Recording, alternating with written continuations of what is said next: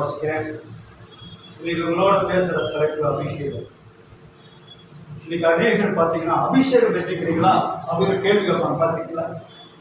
அபிஷேகம் பெற்று ஞானஸ்தானம் எடுத்துக்கிறீங்களா, அபிஷேகம் பெற்றுக்கிறீங்களா அப்படின்னு கேட்பாங்க. ஞானஸ்தானம் எடுத்துங்க. அபிஷேகம் பெற்றுக்கிறீங்களா? அபிஷேகம் என்ன அப்படின்னா அந்நிய பாஷை பேசுவதுதான் அபிஷேகம் அப்படின்னு ஒரு தப்பான ஒரு தவறான எண்ணத்தை ஜனங்கள் மத்தியில் ஜனங்கள்கிட்ட சில சபைகளையும் ஊழியர்கள் மற்றும் பரப்பி விட்டாங்க. அப்படின்னா தாவீது ராஜாவுக்கு அபிஷேகம் என்பது அனிபாஸ் பேசினாரா? சவுலுக்கு அபிஷேகம் என்பது அனிபாஸ் பேசினாரா? நீங்க நிறைய நம்ம கைதட்டி அன்னிவாஸ் பேசுறோம் கேட்டீங்க நினைச்சுக்கிறோம். அது அபிஷேகம் வச்சுக்கிறோம் இல்ல, அது அபிஷேகம். அபிஷேகம் என்றால் என்னன்னா, அபிஷேகம் என்பது பிரித்தெடுத்தல், பிரித்து எடுக்கிறது. நம்ம இப்போ நான் உலக மனிதனா இருக்கேன், அபிஷேகம் பண்ணதுக்கு தேவனுடைய ஊழியக்காரனா மாறுறேன். ஒரு கம்பெனி இன்டர்வியூ போறோம், அந்த உள்ள என்டர் ஆகும் போது நான் சராசரி மனுஷனா உள்ள போறேன். அங்க போன இன்ஜினியரா, நான் சூப்பர்வைசரா, இல்ல லேபரா, என்ன ஒர்க் பண்ண செஞ்சிருப்பான், ஒரு அடையாளத்தை வச்சு ஒரு ஐடியா கொடுத்துருப்பாங்க. அதுபோல நீ என்ன ஊழியத்துக்கு அழைக்கப்பட்டிருக்கிற, எதற்காக இருக்கிற, பரிசுத்தமாகவும் அபிஷேகம் பண்ணப்படும், பிரித்தெடுக்கப்படுது. அதாவது மூழ்கெடுத்தல், முழுக்குதல். நாசனுக்கு பேப்டிஸ்ட் சொல்றது போல அபிஷேகம் என்கிற வார்த்தைக்கு அழக தமிழ்ல மொழியாக்கத்துல பேசுறேன், பிரித்து எடுத்தல் அப்படிங்கிறது. இத்தனை நாள் இருந்தா ராஜாவா மாற போறேன் அப்படின்னா, இத்தனை நாள் நடந்து கொண்ட முறைகள் வேற, இனிமேல் நடக்க வேண்டிய முறைகள் வேற. ராஜாக்குடைய தன்மை. நான் எதற்காக பிரித்தெடுக்கப்பட்டேன்? அப்போ பிரதிஷ்டை பண்ணி அபிஷேகம் பண்ணி இந்த வீடை கர்த்தருக்காக, இந்த பொருள் கர்த்தருக்காக அப்படின்னு கீபோர்டு வாங்க பிரதிஷ்டை பண்றோம், கர்த்தருக்காக இருக்கட்டும். இப்போ ஊழிய பிரதிஷ்டை பண்ணப்பட்டிருக்கிறோம், அது கர்த்தருக்காக அப்படின்னு. பிரதிஷ்டை அபிஷேகம் இதெல்லாம் வேற வேறையா பண்ணலாம். சொல்லுங்க. பிரதிஷ்டை வேற, நீங்க நினைச்சுக்கிறீங்க ரெண்டும் ஒண்ணுதான், குழப்பிக்காது. இன்னைக்கு அநேகருக்கு அந்த குழப்பங்கள் இருக்குது. அதே போல அபிஷேகம் என்பது நம்ம கையை தட்டி ஆவியில நிறைஞ்சு அன்னிவாசம் பேசுறோம்ல, அது அபிஷேகம். உன் வரங்கள் உனக்குள் அனமூட்டப்படுகிறது. தீ கொடுத்து விட்டு எழுதி பாருங்க. சின்ன ஒரு அடுப்பு எழுதிருக்கு, அப்படி பத்தி எரியுது, பலமா எரியும். நீ அன்னிவாசல் பேச பேச உற்சாகம் முடியுது, தேவ ஆவியில தேவோட பேச ஆரம்பிக்க உனக்குள்ள அனமூடுது. அனமூட்ட நீ ஆவியில வரம், அது வரம் உனக்குள் கிரியை செய்யுது. அப்போ அந்நிய பாஷை பேசாதவங்களுக்கு வரம் இல்லை, அவ்வளவுதான். ஆனா அபிஷேகம் இல்லைன்னு சொல்ல முடியாது. புரியுதா உங்களுக்கு? அப்ப அபிஷேகம் என்பது வேறு, அந்நிய பாஷை என்பது வேறு, பிரதிஷ்டை என்பது. இந்த மூணு நம்ம தெளிவா தெரிஞ்சுக்கணும். நான் அதை குறித்து உங்களோட பேச விரும்புகிறேன். ஏன்னா நீங்க ஊழிய பிரதிஷ்டை பண்ணிக்கிறீங்க, அபிஷேகம் நாங்கள் அபிஷேகம் எடுக்கிறது சொல்றீங்க, நிறைய குழப்பமான வார்த்தையை வெளிவிடுவாங்க. என்னையா சொல்லி கொடுத்தாங்க, இவனுக்கே ஒன்றும் தெரியல, என்னையா வெளியே சொல்றான்னு நம்மளுடைய எரிச்சல் கூட நம்மளை போட்டு அவங்க தவறாக புரிந்து கொள்ளக்கூடாது. இப்போ அபிஷேகம் அப்படின்னா நமக்கு ஒரு அபிஷேகம் இருந்தா என்ன செய்யும்? வாசிப்போமா?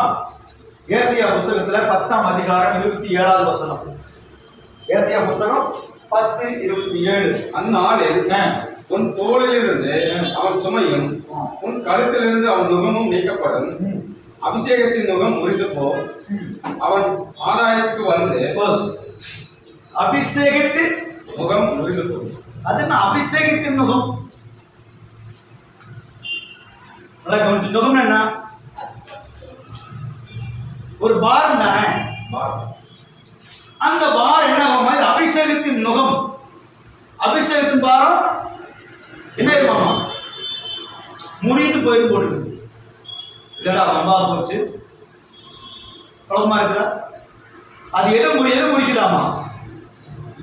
அந்நாளில் உன் தோளிலிருந்து அவர் சுமையும் உன் கழுத்திலிருந்து அவன் முகமும் நீக்கப்படும். எவன் முகம் எவன் சுமை? கிறிஸ்துவதாக அவர் சாட்சி. இன்னைக்கு ஆவியான அவர்கிட்ட பேசுறாரு, அவருக்கு இன்னைக்கு சாட்சி சொல்லியிருக்காரு.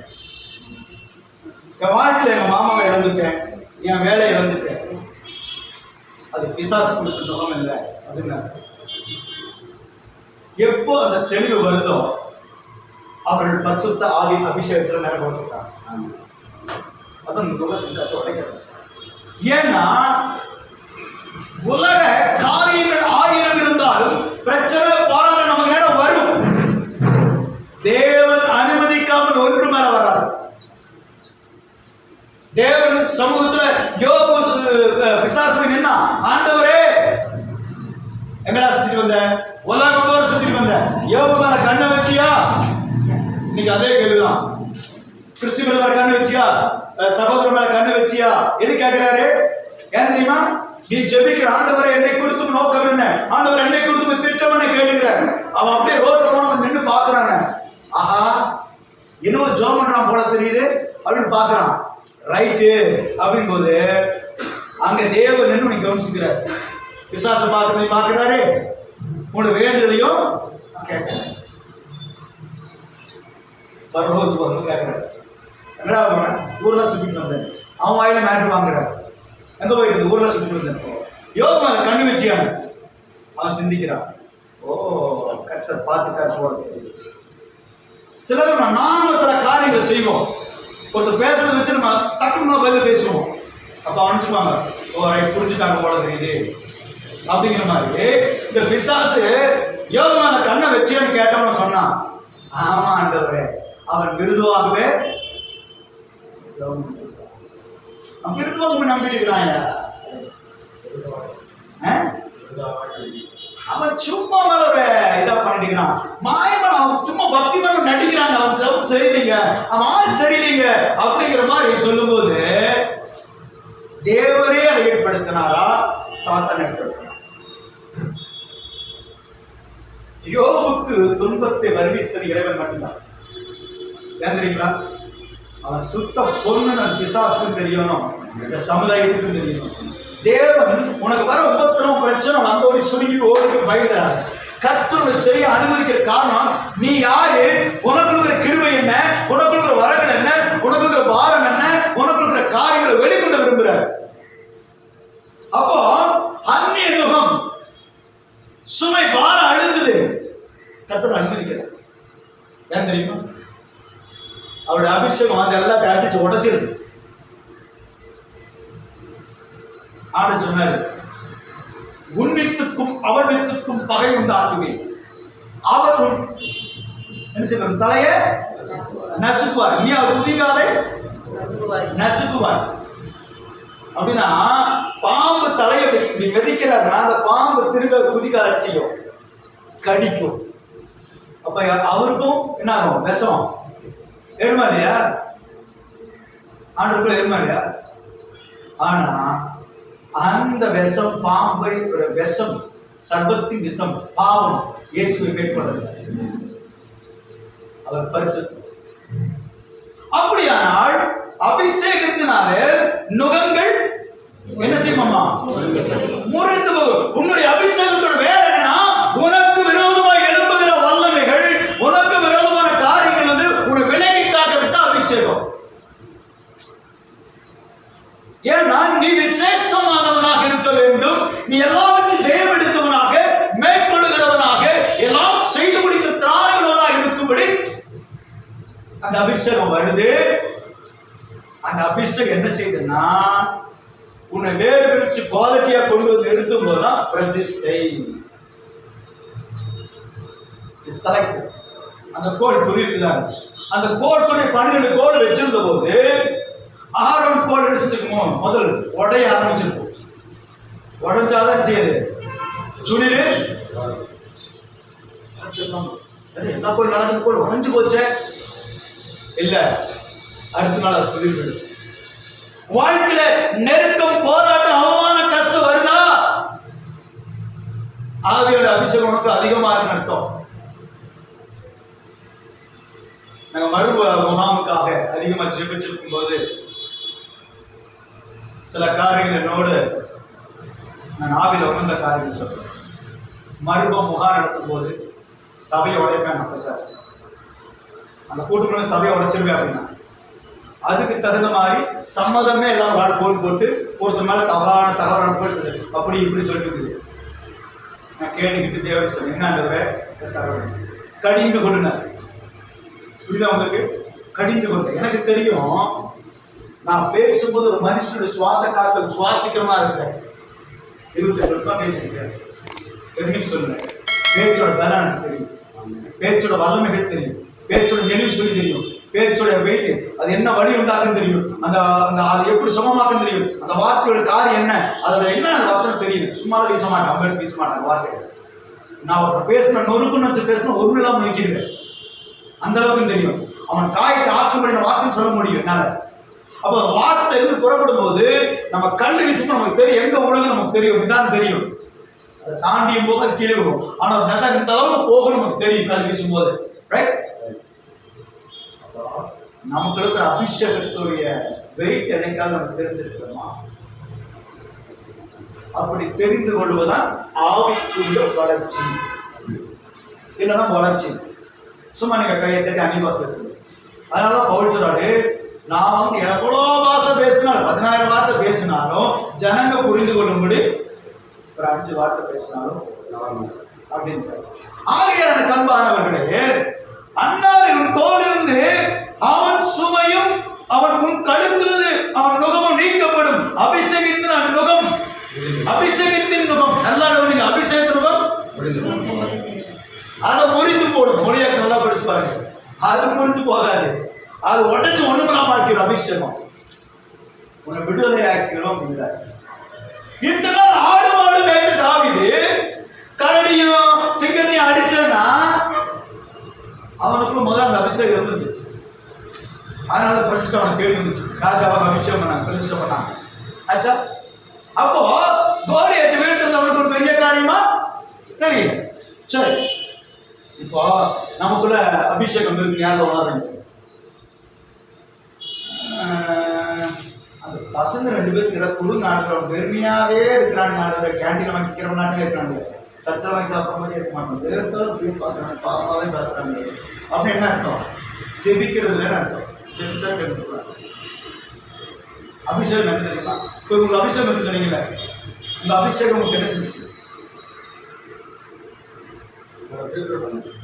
ஃபில்டர் பண்ணுது.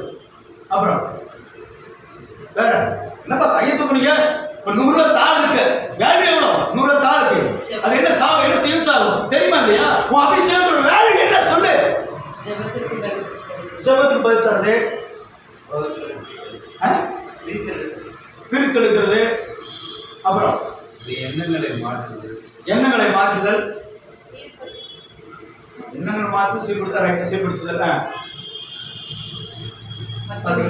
தெரியல, உங்ககிட்ட பொருள் என்ன இருக்குன்னு தெரியாத நீ ஜெயிக்க மாட்டோம். ஒருத்த கத்தி எடுத்துட்டு வர, உங்ககிட்ட கத்தி இருக்கு, கண்ணு கடுத்து நிறுத்துற பாடுறான்னா என்ன செய்யலாம்? நிற்பான்.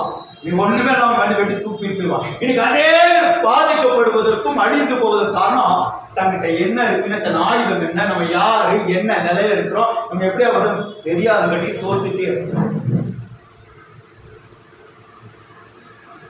உங்களை பத்தி உங்களுக்கு தெரியும், உங்களை பத்தி நீங்கள் உணர்ந்து கொள்ளுகிற போது மட்டும்தான் நீங்க ஜெயம் எடுக்க முடியும். உங்களுக்கு என்ன இருக்கு தெரிஞ்சதுக்கு அப்புறம் சரியான ஆளுகை செய்ய முடியும். கலாத்தியர் ஒரு அழகாக வசனம் இருக்கு, வாசிப்போமா? கலாத்தியர் 5ஆம் அதிகாரம் 17 இருந்து ஒரு 21 வாசத்துக்கு வரணும். கலாத்தியர் மாம்சம் ஆவிக்கு விரோதமாகவும் ஆவி மாம்சத்துக்கு விரோதமாகவும். நீங்க ஒரு ஆர்டர் பண்ணிக்கோங்க, உங்க பைபிள் எழுதிக்கீங்க. இங்க நீங்க எழுத வேண்டியது மாம்சத்தும் ஆவிக்கு விரோதமா வருதுல, ஆவிங்கிறதுல மாம்சம் ஆத்மான்னு போட்டுங்க. ஏன்னா சோல் அப்படின்னு தான் அங்க வருது, ஸ்பிரிட்னு வரல. அதை நம்ம கவனிக்கணும். ஆவிக்கு உந்து விசைன்னு அர்த்தம். அது எது வேலை சார்ந்துக்கும், நல்லதுக்கு போகும், தீமைக்கு போகும், செத்துட்டா ஒண்ணுமே கிடையாது. ஆனா ஆத்மா தான் சிந்திக்கிறது. அப்போ சிந்தனை மாம்சத்துக்கும் ஆத்மாக்கு சோல் அதுக்குதான். அதாவது சரீரத்துக்கும் ஆத்மாவுக்கு ஒரு போராட்டம் என்ன வருதுன்னு கேட்டீங்கன்னா, இதை செய்யாத அப்படின்னு என்ன சொல்லுது? ஆத்மா சொல்லுது, மாம்சம் சொல்லுது, கறியை பார்த்து சாப்பிட சூப்பரா இருக்குடா. இதை நிர்ணயிக்கிறது ஆவி. இங்க ஆத்மா, ஆவி, சரீரம் மூன்றையும் பார்க்கிறோம்.